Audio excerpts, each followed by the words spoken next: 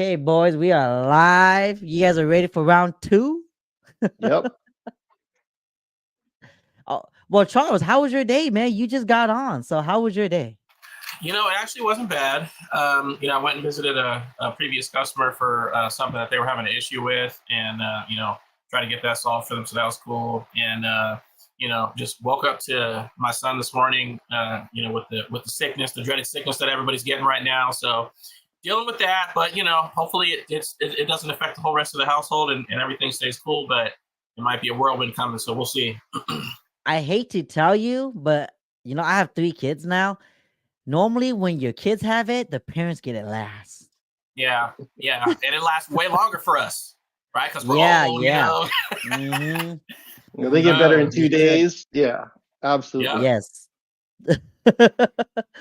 So we have Chris back on the show again today because the last time when he was on, there was so much information that we did not want to just, go over and overwhelm all y'all because a lot of you guys reached out to me. You guys are overwhelmed with just what we spoke about then. So we decided we have him back again today so that way he go over more stuff.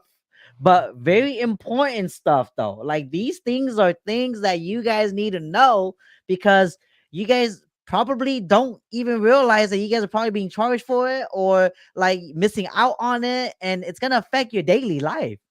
So today we're gonna talk more about that, like especially auto insurance, right? Everybody drives a car, right? So like because I know I do.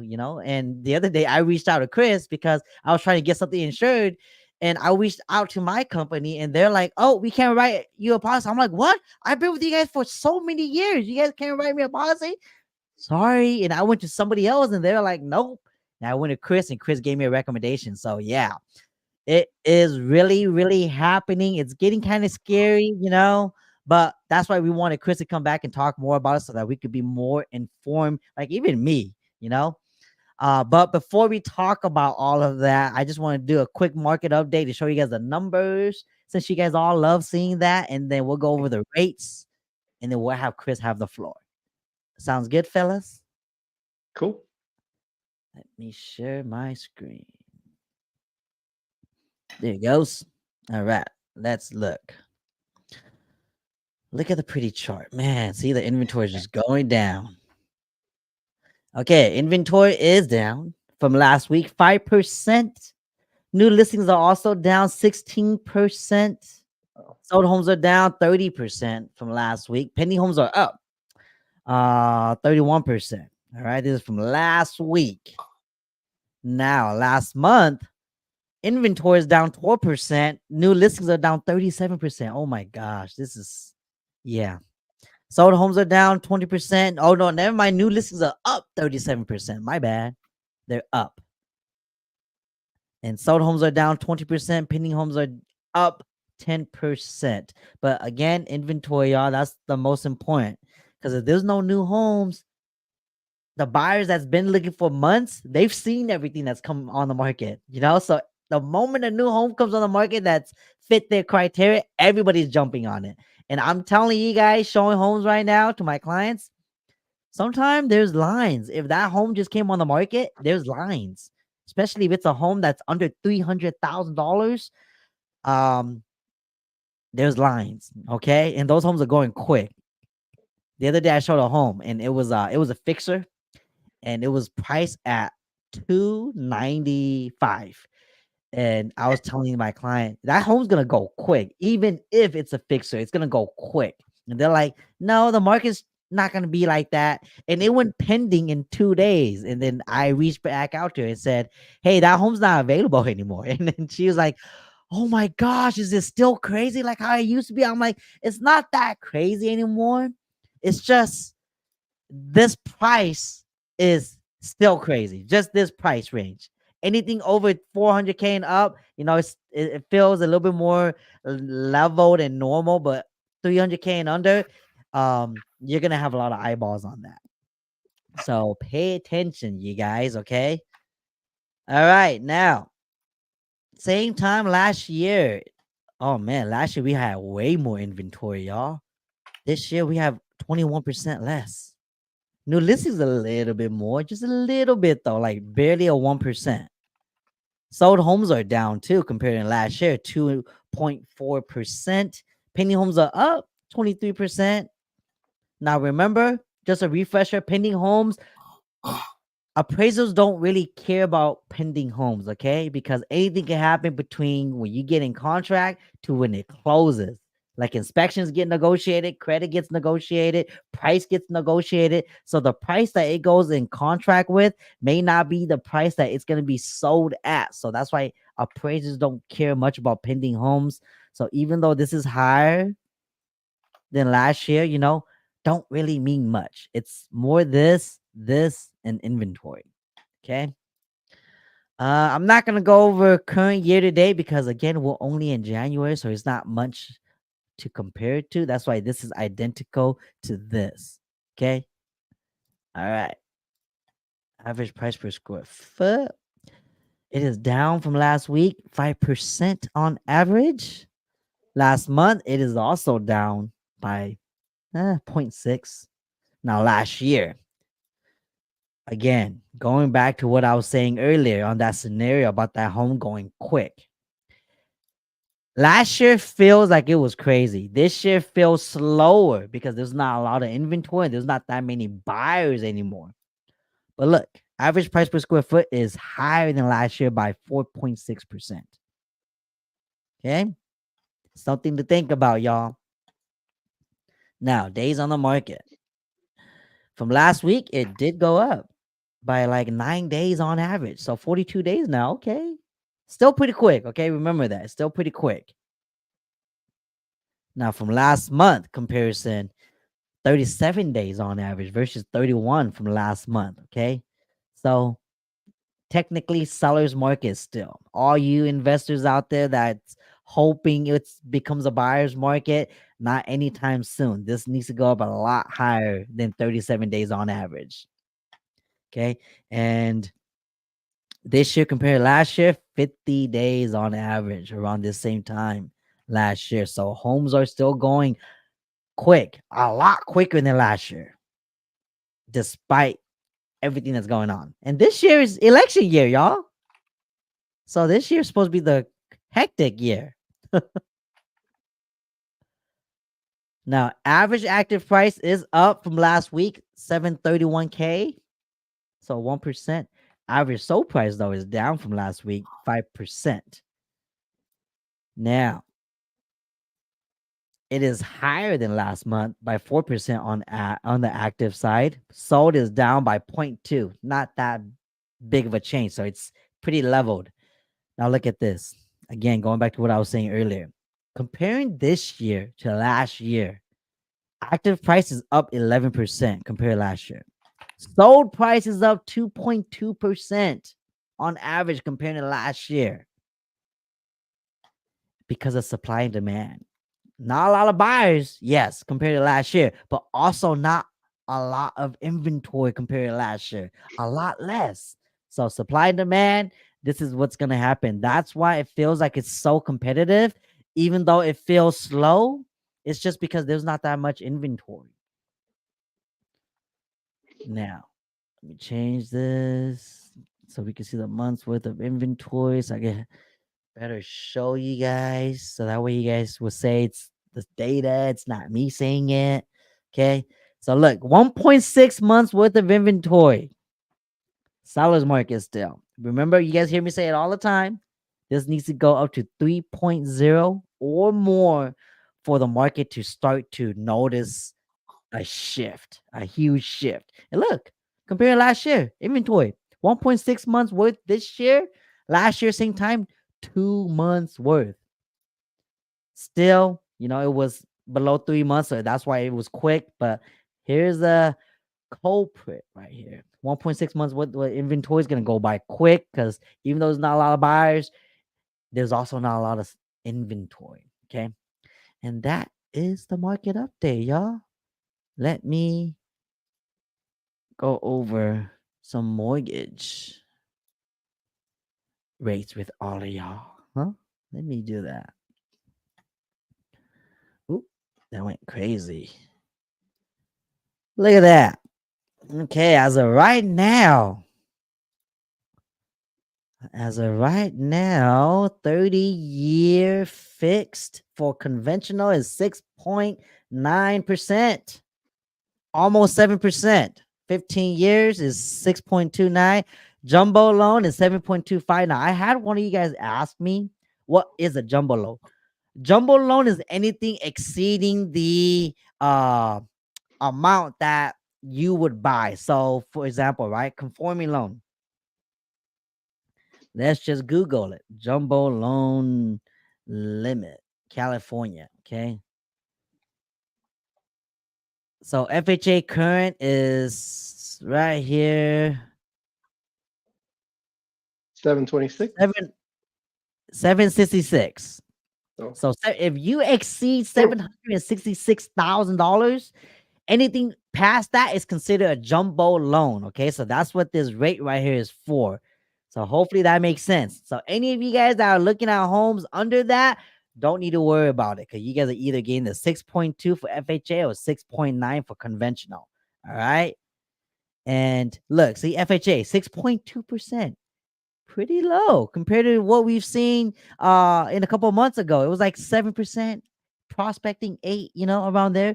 VA and FHA is like toe to toe, 6.2, and VA is like the best loan, 0 down, no mortgage insurance, best rates, so this is the rates today. And the ARM 5/1 ARM is 6.3. It doesn't even make sense to do an ARM. Just keep it 30-year. Look, it's lower by 0.1.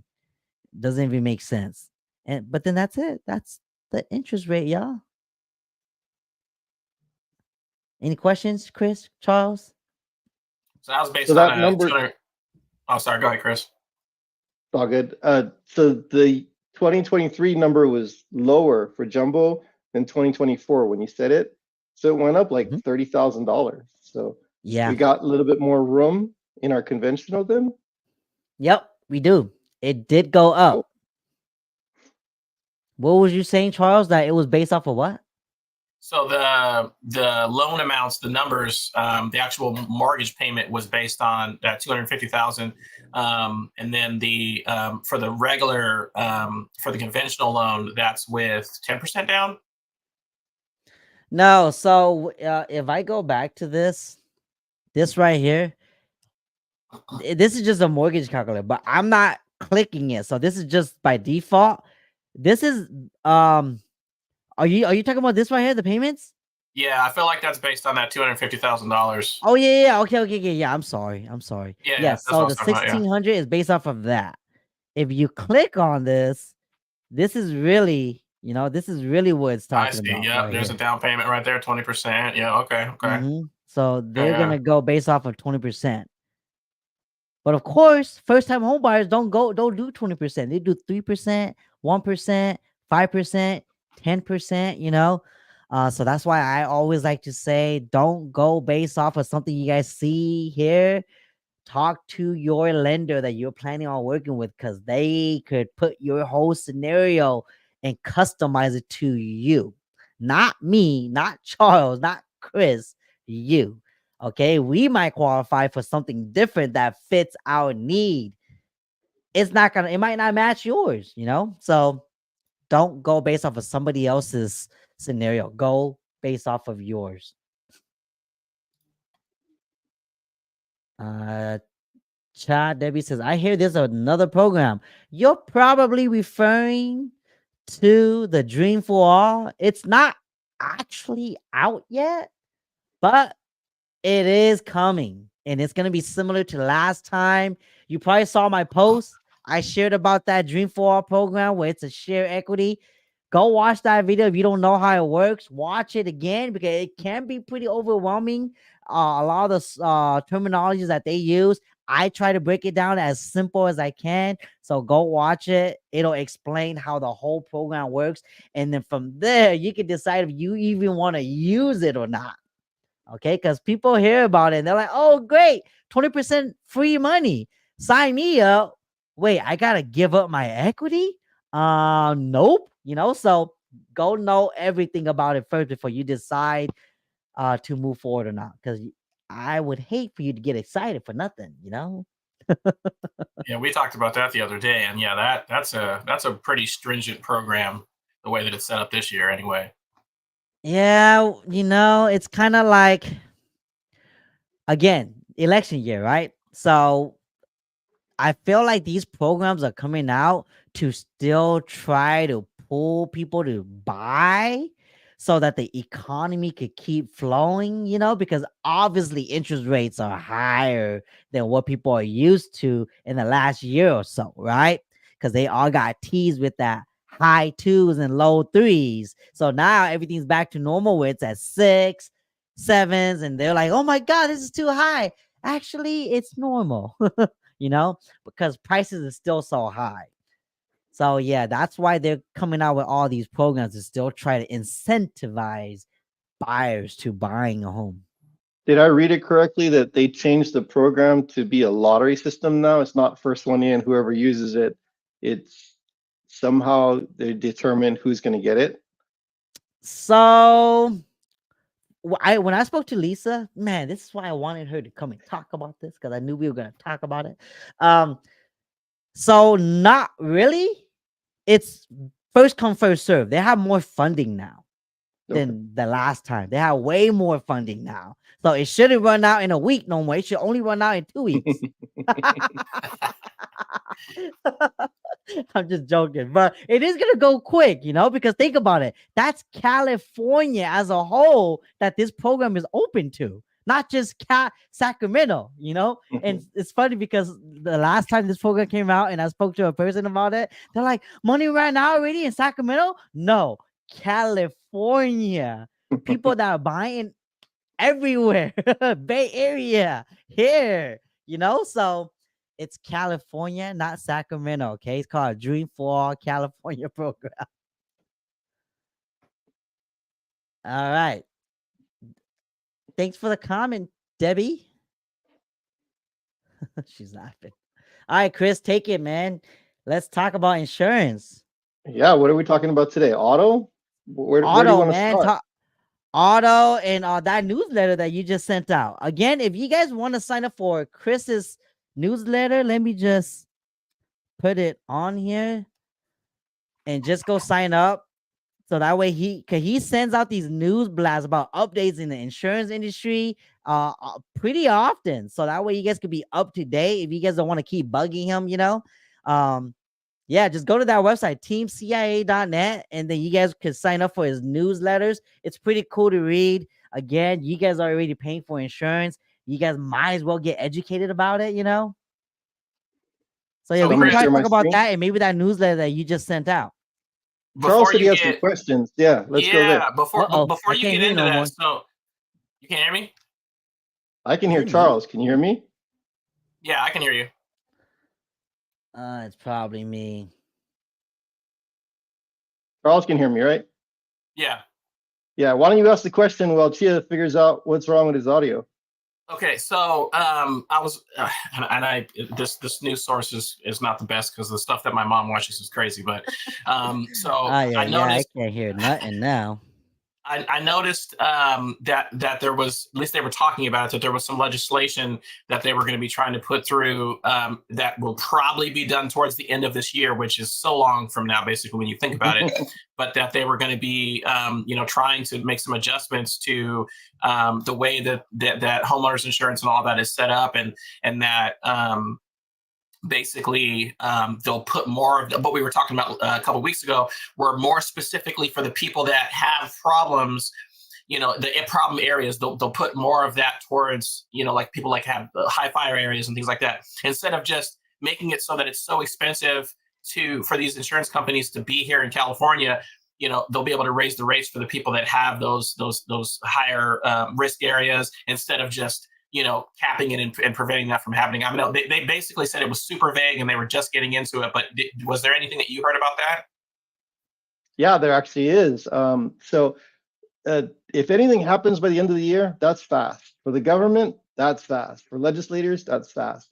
What they're proposing, and they try to do in the fourth quarter of last year, was make some changes on two things. One was the speed of rate approvals from the Department of Insurance. So the carriers need to file a rate, and then it gets reviewed by the Department of Insurance, and then they have to approve it. They can't just file it and use it.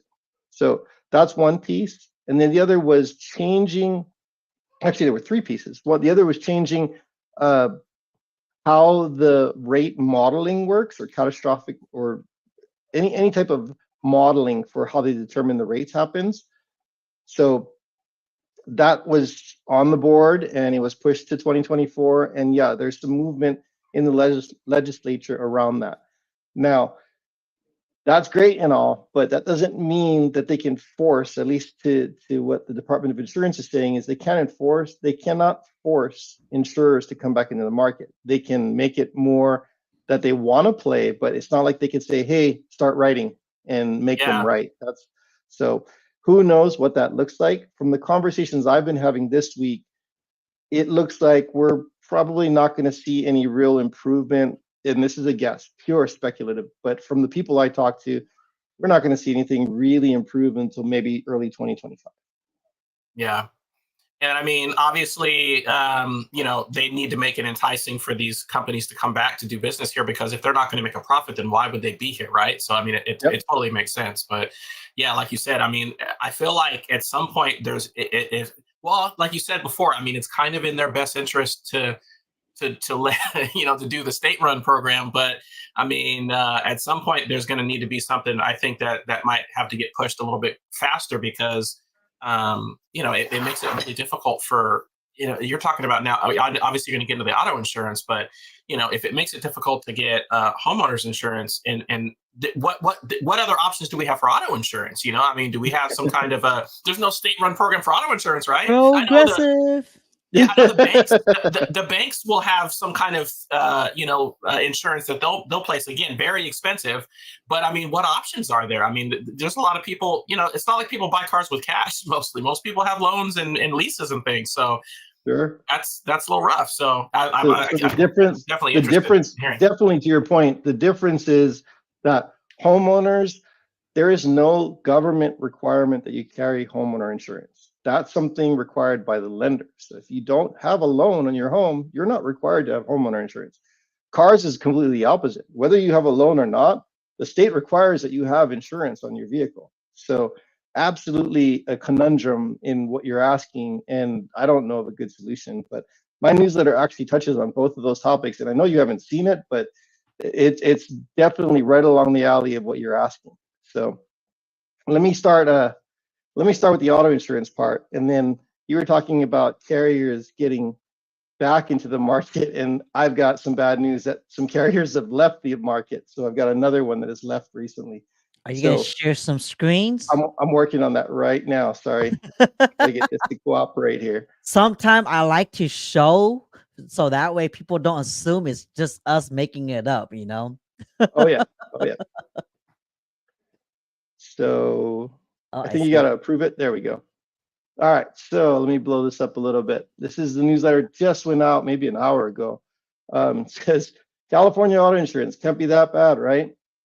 I know it's hard to believe. Auto insurance can be even harder to get than homeowner insurance right now. What's known? These are facts. Okay. Auto insurance rates in California have been steadily on a rise, making it increasingly difficult for drivers to find affordable coverage. I think everybody that's had a renewal could tell you that their rates went up on their auto insurance.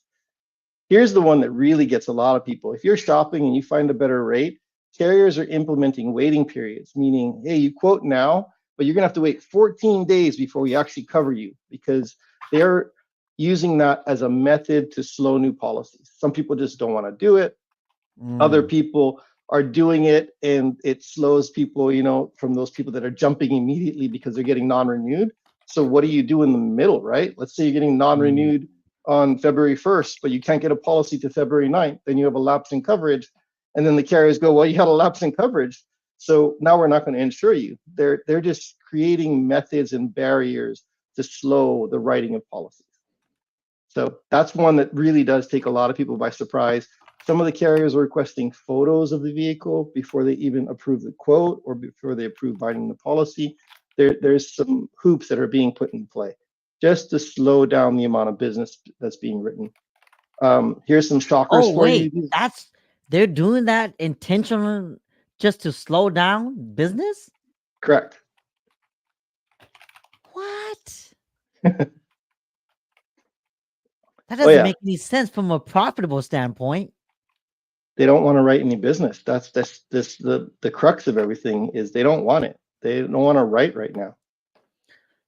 Do you guys feel like a lawsuit's gonna happen sometime this year? That has Something's gonna definitely happen. been a lot of conversations. Absolutely. I feel it. I sense it. Just the fact that you're reading it right now, I'm like getting the chills. There's gonna be a lot of lawsuits happening soon. Yeah, lawsuits take a long time too, though, right? So, Mhm. so it's what's going to happen in the meantime. I can't speak to it. I don't know what's going to happen with a lawsuit, but I know it takes a long time. It's not like it gets Mhm. resolved overnight. Then this part, this is probably the biggest shocker. These are the top 5 non-insurtech, meaning your standard ones. So we're not talking about like your Metro Mile where you pay by mile for your auto insurance or Mm. anything like that. There's others that are out there that are insurtechs. These are your regular carriers that filed and received approval for significant rate increases in 2023, so last year. So Kemper, Allstate, Wawanesa, Farmers, Mercury, all of them are at the 30% increase in rate. So if you're paying, break it down for your normal person, it's going to vary by person, of course. But in average, if you're paying $100 a month for your auto insurance and you've got one of these guys, now you're probably paying $130 a month. If you're paying $200 a month, now you're paying like $260 a month. That kind of stuff adds up.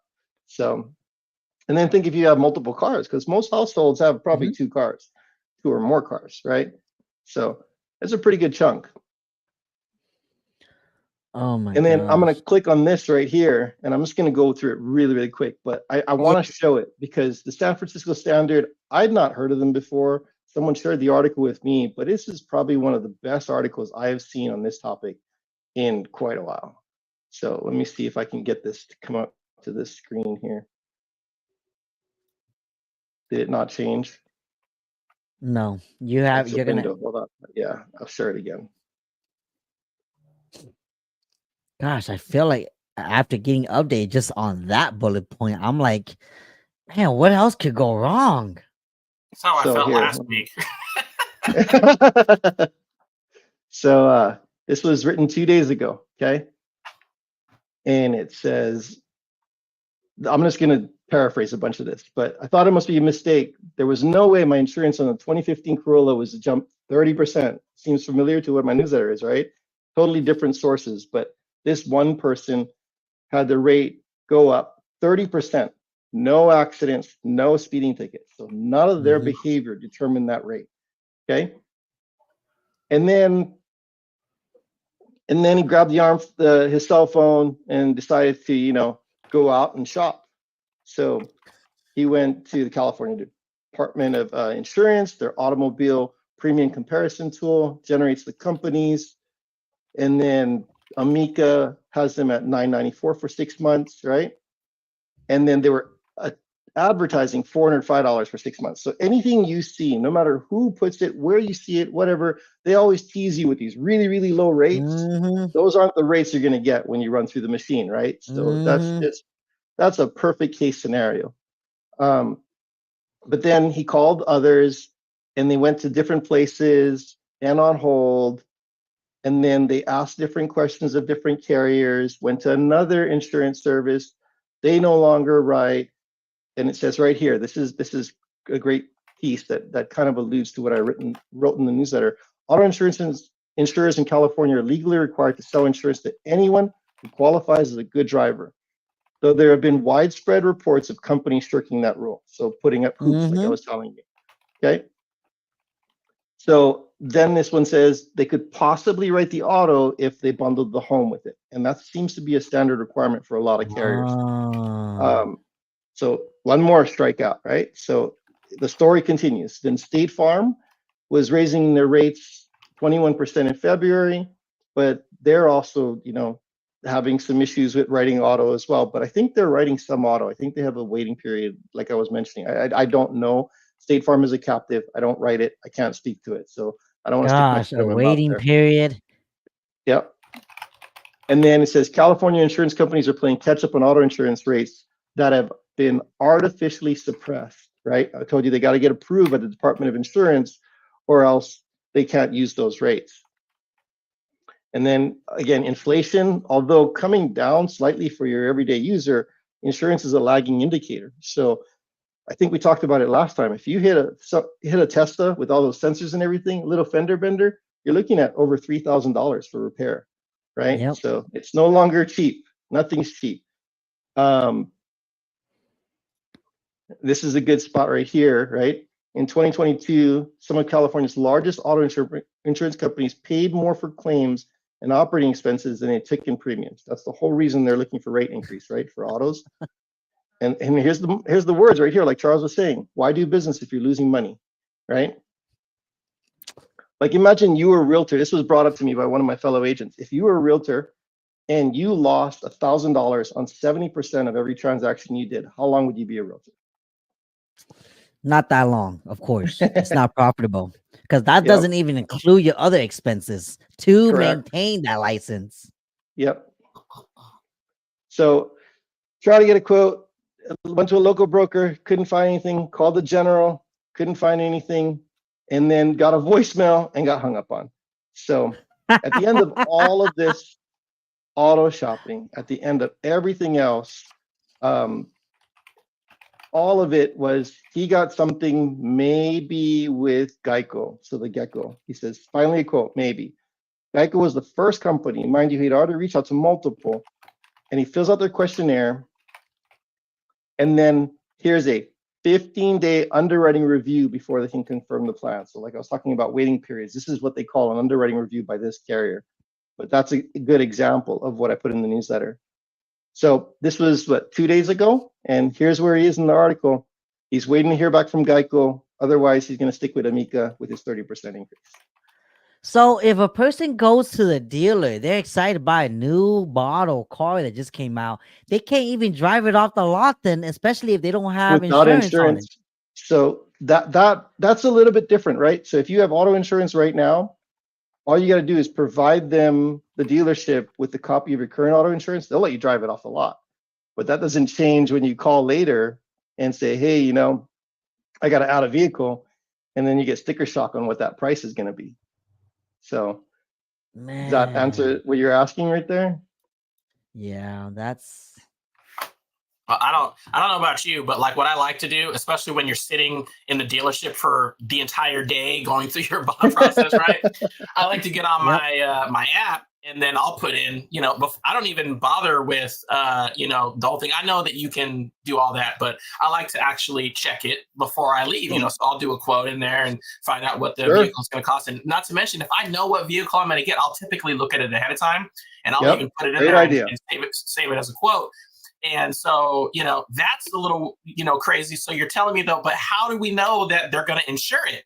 Right. So if I already have a policy and I go to switch out to a new one and I click that button to quote it and then transfer this because they're going to do a trade in and all that, how do I even know they're going to? All right. Most cars, absolutely right. But I'm gonna segue real quick. I gotta share this. You're gonna love this. Have you guys heard of the Kia Boys? Nope. Charles, you've heard of the Kia Boys? Oh, you gotta see this. You gotta see this. I'm just pulling up Google right here. Okay, ready? Kia Boys. TikTok. Are they like another version of the Island Boys or something?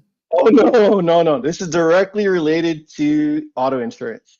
So the Kia Boys went viral on TikTok because certain years of Kias, right here, you can't really see it. It's hard to see. All it is a USB plug. That's all it is. You can take the steering column. No, I have heard about that. Kia, yeah.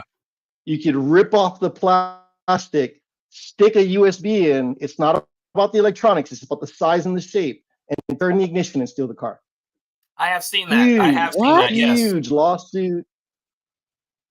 Huge. Oh yeah. So this is for. Wait, what year? What year?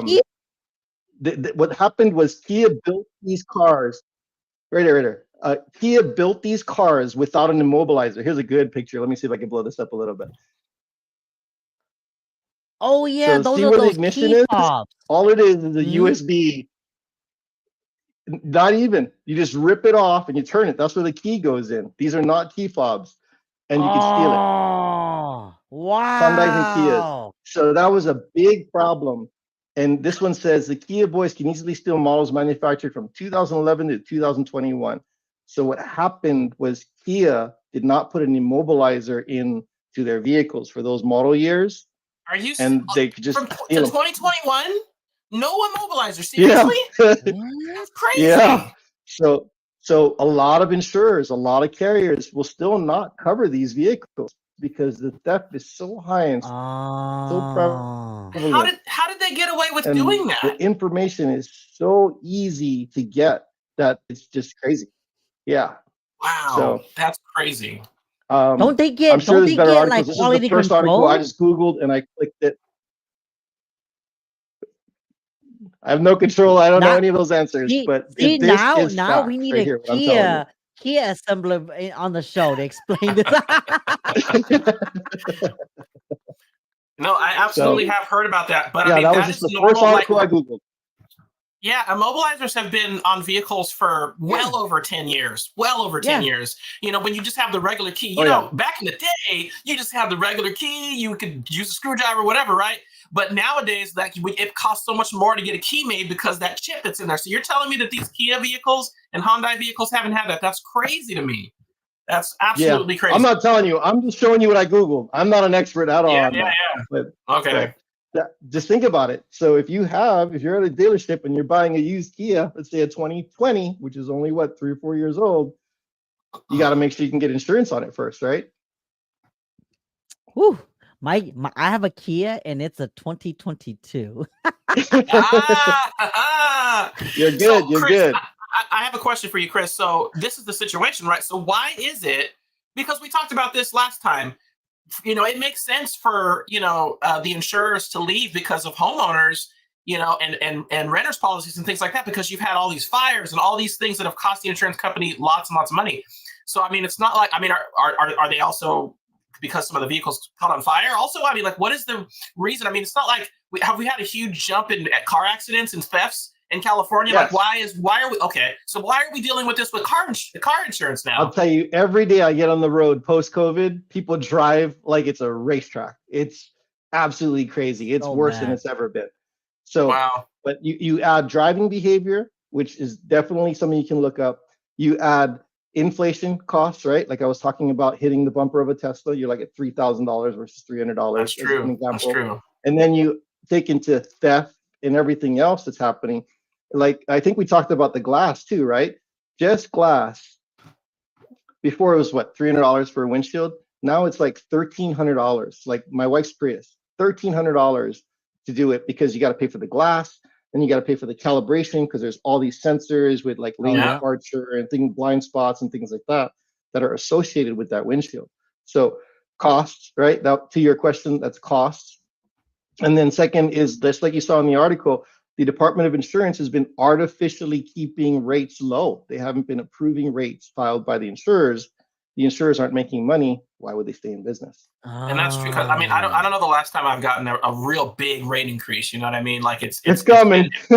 Yeah, but I mean everything else has happened, right? But I mean I got rear-ended last year, and I mean it wasn't even really that bad. I mean my bumper was a little messed up. There was some damage underneath, but by the time everything was said and done, I mean it cost almost $4,000 just to fix the back end of my SUV. I mean it was crazy, you know. So Yep. yeah, I mean I get that. And then yeah, like you said, the front end. Oh God, if you do something with the front end. There's so many sensors and friggin' calibrations that they got to do. That crap is expensive. You know what's Absolutely. so crazy? We're talking about all this, right? So my Kia, I got into an accident, not my fault. Somebody hit me last year, and it's funny because all the work got done, right? This has never happened to me before with my current insurance company. But then just recently, they reached out to me and said they want to come and look at the car to make sure that it was properly assembled, properly painted, fixed, basically. And I'm like, that's crazy. And I'm like, this never happens. You guys don't ever call me to come and check the work of other shops before, but okay, come out. And then when they're there, they're like, oh yeah, you had another vehicle that was in an accident too. Can we look at that since we're here? And I'm like, but that accident happened 3 years ago. That seems fishy, huh? Yeah, I'm like, why are you looking at it now it happened They 3 figuring years out, ago. Like, trying to find a reason to and cancel it, you or something. I feel like it. Yes. Now that we're talking about it, right? And then like they were like looking at it, and I'm like, you know that 3 years ago I drive this thing like crazy, right? So I've got probably new blemishes, new scratches on it, all that. So it's not gonna look pretty. And then they would take the guy that came and looked at it was taking hella notes, hella pictures, zooming in, zooming out, and I'm What are like, you I'm doing?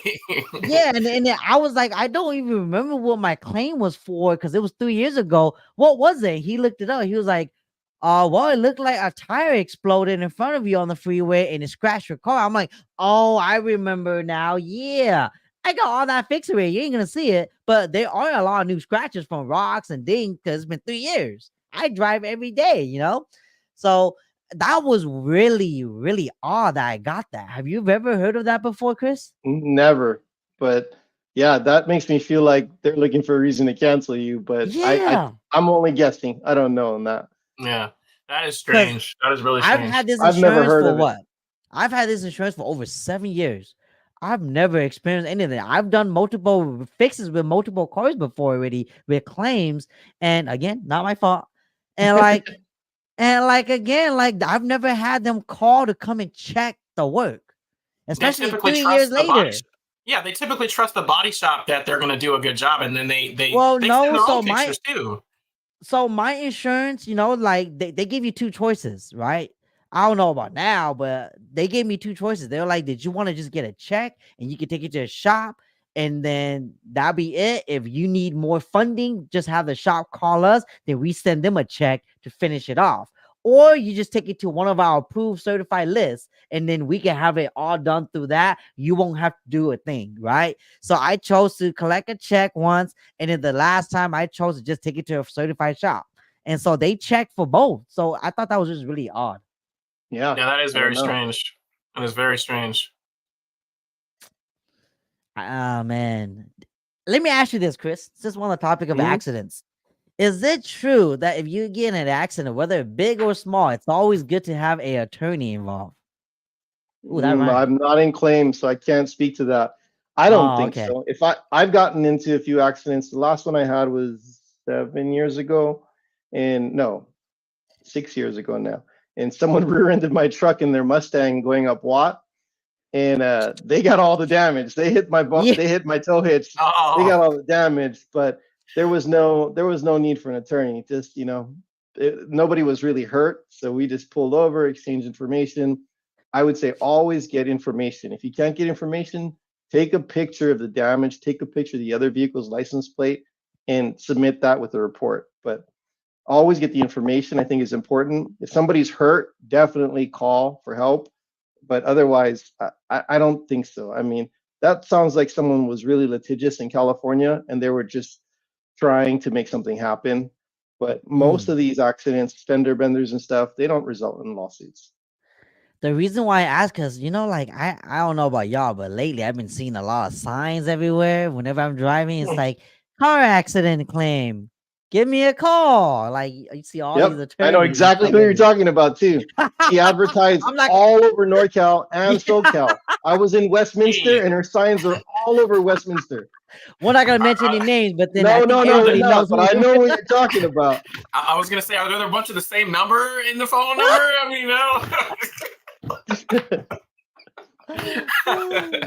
oh Yeah, man. so that's why I asked, because But you know what? I feel like, because I mean, there has been situations, right, where I feel like if you have a good insurance company and they're doing their job, they're going to protect you properly. But obviously, if you get into a situation where you're concerned about it, I think it obviously is a good idea. Only if you think it's necessary, like if you get into some other kind of situation and it is your fault. Or this is the other thing that's kind of crazy because my wife was involved in something. This was probably like 14 years ago, but it clearly was not her fault. However, when the insurance companies, battled it out or whatever, it ended up being 30% her fault and 70% the other people's fault. So in that case, it was still, on her record, it was still showed it as an at fault. And then our insurance company had to pay for part of the damage, which I thought was crazy. 3 years. that surcharge is 3 years on your driving record, even if she was only 30% at fault. That's crazy to me. Literally, Yeah. she was driving on a road and somebody turned in front of her. Like, I don't understand how that is her fault at all. Yep, I enough agree. time to stop. No, everybody. It I was agree with crazy. you. It was Yep. crazy. Yep. Yeah. But yeah, I mean, I feel like with insurance, there's so many things that are crazy, and then that's another problem, right? Because that's caused issues with during the COVID times. Getting in to get something repaired, even something minor, is like a 2-3 month thing. Body Yep. shops are that backed up, and Yep. that hasn't really changed lately. I mean, I think it took me about 2.5 months to get in. And all they were doing was just replacing the bumper, and a couple of other things came up, and then that delayed it even more. And then they're still only giving, if you have a rental policy on your insurance, they still only give you 30 days, and it doesn't matter how long it takes to get the parts in. So it was a hard situation. Yeah, so that 30 days, so a lot of carriers will say 30 days, but it all depends on what dollar amount they assign to it. So like 30, like a $30, so 900 max coverage. So if you get a cheaper car, and let's say you get $30 per day, that's $900, right, for 30 days. See the math, simple, right? But if you get a car that's $20, then they don't really care a lot as the amount of days. They care about the total dollars spent. Yeah. So yeah, you definitely want to have good rental car coverage if you don't have a second vehicle. Something that I would stress that everybody have, and I think we touched on it before, was have uninsured, underinsured motorist coverage. It's cheap, and like we talked, I'm pretty sure we went over it, but there are so many uninsured people driving around out there that if you hit them or they hit you and you go to file, you don't have insurance, you're in trouble, right? You need your uninsured, underinsured motorist coverage. It's super affordable compared to everything else. I think it's required if you have a loan on a new car too. People that are buying, no, it's I don't not. think so. Not uninsured, underinsured. Oh, is the minimum still? Is it still 5,000 for 15, a property? Yeah, 1535, which covers nothing. Nothing at all. Nothing. Yeah. Not in today. I mean, even back in the day, that didn't cover much. That's crazy. It's getting doubled from what I hear. It's going to increase super high to 30, 60, 10. So I'm being sarcastic. I'm totally being sarcastic. 10,000. It should though. It really should, because $5,000 doesn't cover anything for property damage. You hit a a mailbox, and it's probably going to cost $1,000. Come on, Yep. I mean, I think that it's crazy. And then they don't educate. See, here's the problem too, Chris. As a young driver, if your parents don't help you or any of that, they don't educate you. No one tells you. You just go to one of those shyster, insurance agencies. Come to me, I'll help them out. So, like for Chia was talking about coverages, right? Even if Chia, you had 250, 500, 100, right? And you get in an accident, none of those numbers have to do with your vehicle. That's other people. That's 250, 500 liability and 100 property damage to others. The part that covers your vehicle that your lender is going to require, which is not required by the state, is called comp and collision. Totally different than liability coverages. So if you don't have comp and collision and you get in an accident, they're not going to repair your car. But now banks will require comp and collision though, right? Required, absolutely. But the liability stuff we've been talking about, none of that deals with repairing your vehicle. So I have another question for you, and I'm curious if any insurance companies offer this.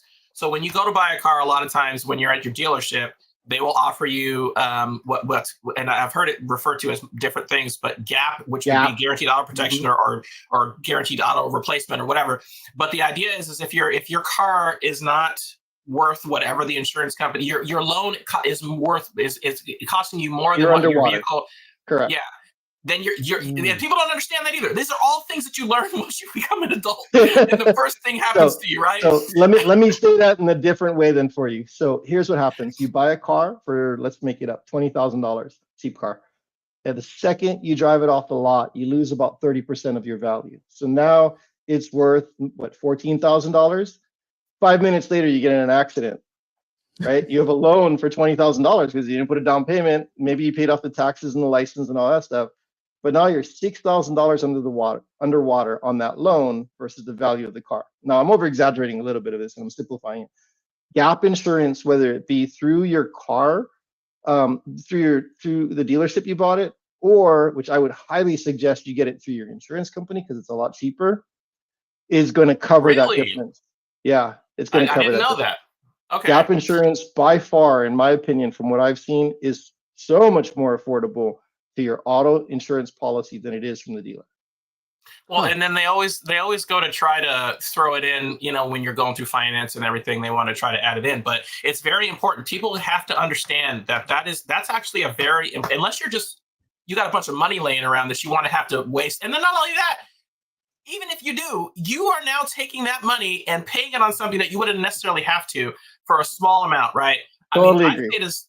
I've paid as little as like, $500 on a gap protection before, I think one time I paid 2,000, but it's still worth it. You overpaid a lot. Yeah. But I mean, vehicles are, that is like the worst investment ever. It's not really an investment. It's just called a depreciating asset. Yeah. And absolutely. People need to understand that. And so, and then if you push in some negative equity from a previous vehicle and all that, your loan can be so much higher than what your car is actually worth. And it'll take years for you to catch up if you don't put a down payment down, a huge down payment, like a big, hefty down payment, $10,000 or whatever, Sure. And so people just don't understand that. And it's so unfortunate that they get stuck in these situations where then you are now completely still responsible for that $5,000-$6,000, whatever you said, and you have no car now, and you still have to continue to pay that, and it's your choice. Yeah, it's horrible. So then, but Chris, I did not know that you could get that through the insurance company, so that's good to know. Yeah, so then after everything that after everything that you went over today, what would you recommend, like a consumer that's looking to get insurance or any of that? Like, how could they be proactive about this whole situation? Get educated. I mean, there's plenty of ways to be educated. Right now, I will not just that, but as far as shopping, like, who do they go to now? Because they can't go to their normal insurance that they've been with, like what I went through. That's where you start, right? That's where you definitely should start. You went to the right place. You go to your current insurance, and then if that doesn't work, you go and shop around. You start calling people. You call independent brokers like myself. And let me put the disclaimer right now. I have no auto carriers for anybody right now. I write zero auto at the moment. It's just that hard and that bad. None of my carriers are writing auto. So, what? But yeah, there's other agents. I don't have all the carriers, right? I'm just one shop, but I don't currently have a carrier that will write auto. Oh. That is rather discouraging. That is rather discouraging. So just like I sent you to Progressive, right? Yes. Nobody that's writing. I sent you to Progressive and Geico. Geico closed all of their physical offices in California, but they still do online quotes. And just like you saw in that article, they're still doing it. So when people call me and need help, that's where I send them. Now, I do want to share one more option. Let me do this now that I thought about it. I had to go to Progressive, Charles, and that worked out for me. But we have Progressive currently for our business policy, and then Geico for our personal policy. So, did you guys get that cyber insurance yet that Chris spoke about last week? No. Did you guys talk about it? No. So this is the best right here, okay? And this is not going to fit everybody, but for those that don't make a lot of money and are looking for auto insurance, there is a program sponsored by the California State DMV, and I'm going to take you right now. It's called mylowcostauto.com. And some of the people I've referred this over to, it's like $600 a year for auto insurance. It's not the best auto insurance, but if you're going to go around uninsured, this is going to be a better option for you. So what you could do is you could pick, let's pick Sac County. It's super easy. You don't have to put any personal information in. I've been licensed. I'm going to say no here. I'm going to say yes here. $381 a year for auto insurance that meets the state requirement. Now, it's not good auto insurance. It's a state minimum. But for $381, at least you got something, right? Because $381 is what? 381 divided by 12, $31, $32 a month. And you're meeting your what is that even? What is that though? That doesn't even include comp at all. Comp and collision. No, this is just a state requirement. This meets the 1535. I would be afraid to drive with that. I'm just saying there like is what an Chris option. was saying though, There this is is an better option. than no insurance. And this is sponsored by the California Department of Insurance right here. So again, for those that have no other choice. This is California's answer to you not being able to get insurance, just like with the housing thing, right? It's not going to fit everybody. It's not going to fit everybody. But think about like kids that are 18. You add them to your policy, just like us. If we had kids that were 18 and we add them to our policy, we're looking at roughly, and I'm going to make numbers up, but roughly $200 or more a month just to add your kid to your auto insurance, right? No more cars, nothing, just literally adding another kid. But let's say they own the car on their own. They have a 2012 Civic, right? And they work part-time at Togo's or Chipotle or something, and they need auto insurance. This is one option they may want to look into. Not for everybody, but as an 18 or 19-year-old, you have no assets, right? Yeah, So that have no experience. Yep. So, and it's free to see it, to run it, to see the calculator, to see who qualifies, all those type of things. So another option. Yeah, I'd put that in the notes for what for this right here. Yeah, I would put mylowcostauto.com. And that way at least people have an option. Yeah. mylowcostauto.com. And I know we got like 3 minutes left. So can I go over this real quick just to have it? We won't go in depth on it, but go, man. This is your floor. We're talking about insurance today. Let me just share the rest of this newsletter real quick. So this is the other part of the update. So the California Fair Plan is that carrier of last resort we talked about before. Yeah. And in November, they were receiving 1,000 applications per day. That's a huge number, just so you know. And they're currently receiving 900 applications per day. So it's gotten a little slower, but it's still absolutely crazy. That's a 900 lot. applications a day. Yep. They have grown to over 350,000 policies from 127 in 2018. So we're looking at more than double, right? And it is very, very difficult. Very difficult. I got another article, and I don't know who the San Francisco Standard is, but they've been writing some really good stuff lately. Today's article that's in my newsletter, it's linked here, is well written, very informative. And then the last thing to Charles' piece about coming back into the market, here's a carrier that just announced. Hartford Financial Services Group, the 15th largest insurer in our state, will no longer write new policies for home and auto starting February 1st. Oh, wow. Just wanted to get that in before our hour was up, but we can go in more depth and more information. I'm going to close this for now. We'll go over these other coverages at another time if you want, but I don't think we have the time for that right now. Yeah, you said home and auto. They're not doing home and auto anymore. Nope, not starting February 1st. They will write no new business. Okay, what about business? No new business period. So not business policies either. I don't know. I'm sorry, I don't know the answer to that. Okay. It's going to get worse before it gets better. I mean, I'll stand pretty firm on that thought. It's still getting worse before it gets better. I feel like right now nobody wants to move insurance companies just because of all of the due diligence, all of the changes, all the rates going up. You know, if they leave, it's a headache, right? If you keep your headache insurance and you're not happy about the 30% increase, temper that with the thought process that you might not find anything and it's a lot of work. And I want to write business, right? I'm an insurance agency. I want to write business, but I'll tell you, I've told so many people they're better off staying with what they have for the time being because there's nothing better out there. Yeah, I wouldn't even look. Based on what you're saying, I'm not shopping to look. I would only shop if I had to, you know. Mm-hmm. And I mean, I actually have some pretty decent insurance companies right now, and if they renew us, I will be very happy. So, gosh, It's so brutal. It's California, man. Everybody, I'll just go get my real estate license in a different state. Chris, you come. Charles, you come. We can form this all again in a different state. Yeah, I don't see that happening for me. I'm super busy here in California and trying to help people. All right, man. Well, that's the hour. Like hopefully everybody got something from that. If you guys have further questions, you guys know how to reach Chris.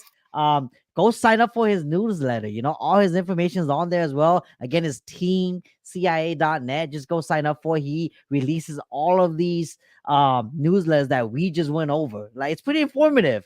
And Only one a it's month too. I'm super- not going to spam anybody. Just one newsletter a month. Yeah, and it's like such important information that we don't really pay attention to, but we need to pay attention to, like that underinsured Uninsured, motorist. underinsured motorist. Yep. Yes, look into that. That's some scary stuff right there that you don't want to wait till the last minute and then now you're scrambling. Mhm. But that will do it for today. I'm gonna let you guys all go, Chi Chi fams. See you guys next time. Peace out.